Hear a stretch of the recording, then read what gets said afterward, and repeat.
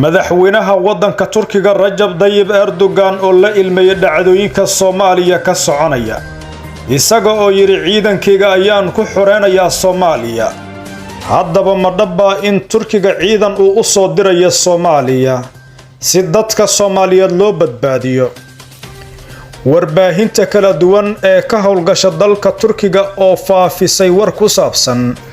in ciidanka Turkiga ay imaanayaan gudaha Soomaaliya horaanta bishan waa war degdeg ah iyo hayaanka news fadlan haddii aad ku cusub tahay page-keena Facebook follow soo dheh muuqaalkan like saar siina share garay si dad badan oo sidaadoo kale ay u gaaraan wararka iyo warbixinada xasaasiga ah halkan ku soo gudbino aad baad u maasantiin dhammaantiin muuqaalkan like saar waa muhiim saaxiibadiina kale ee baraha bulshada ku sii share gareeya aad baad u mahadsantiin waxaan eegi doonaa wararkii ugu dambeeyay xaaladda siyaasadeed ee dalka iyo sidoo kale weerarkii al-shabaab ay ka geysteen gobolka Hiiraan dowladda Turkiga war xasaasi ah ayay ka soo saartay madaxweynaha dalka Turkiga Rajab Tayyip Erdogan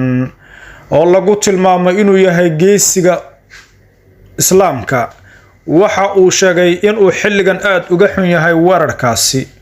isagoo ilmeenaya waxa uu sheegay in ciidan uu u soo dirayo Soomaaliya si shacabka Soomaaliyeed dhibaatooyinka haysta looga dulqaado maadaama uu sheegay in madaxweynaha Soomaaliya Xasan Sheekh Maxamuud iyo kooxdiisa ay haatan ku fashilmeen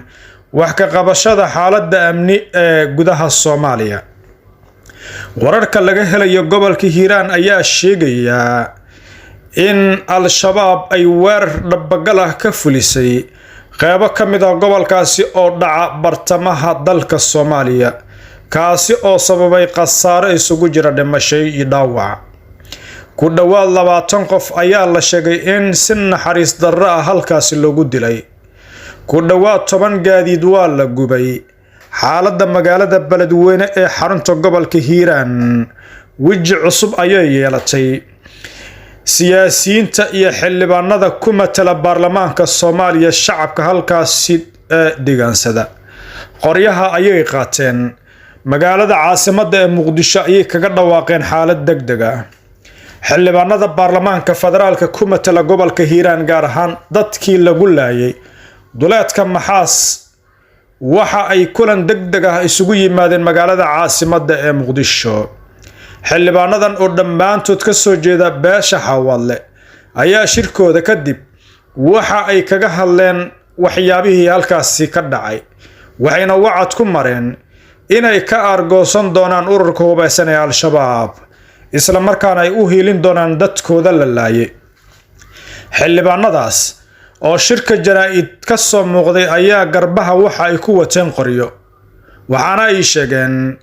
in ay u safri doonaan si degdeg ah gobolka Hiiraan isla markaana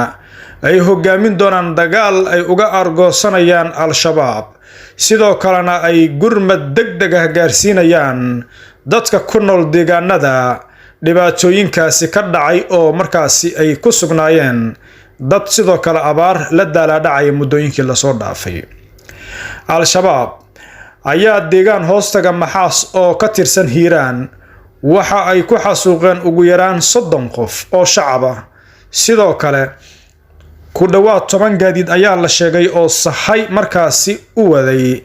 dad gargaar markaasi loo fidinayay inay halkaasi ku gubeen wasiirka gaashaandhigga Cabduqaadir Maxamed Nuur Jaamac waxa uu sheegay inuu dhankiisa aad ula murugaysan yahay xaaladda ay haysato shacabka Soomaaliyeed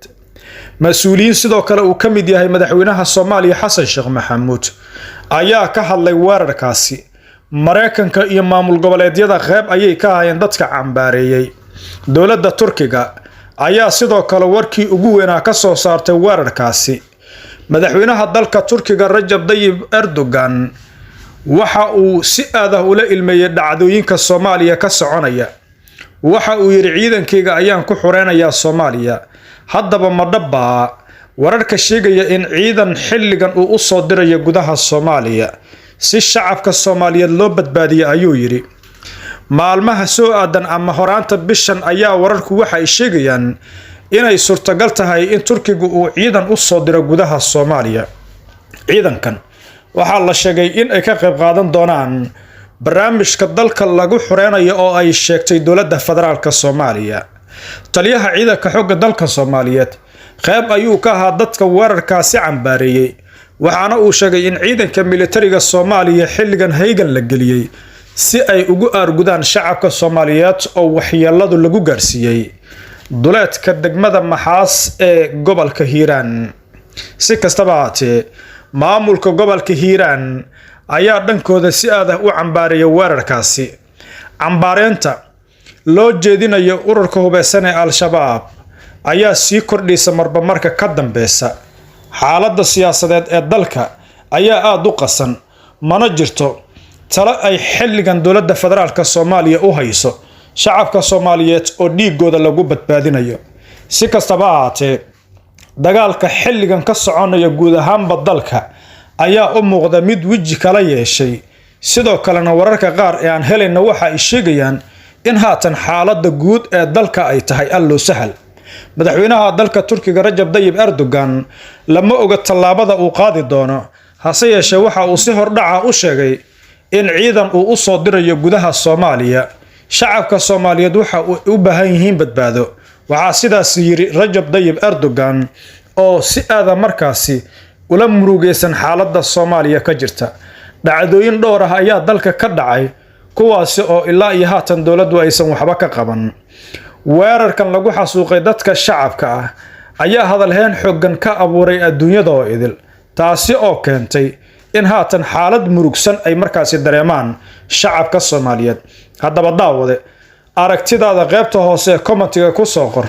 iyo qaabka xilligan markaasi uga aragti dhiiban karto hadalka ka soo yeeray hogaamiyaha Islaamka Rajab Tayyip Erdogan. tan iyo kulan dambe, nabadgelyo.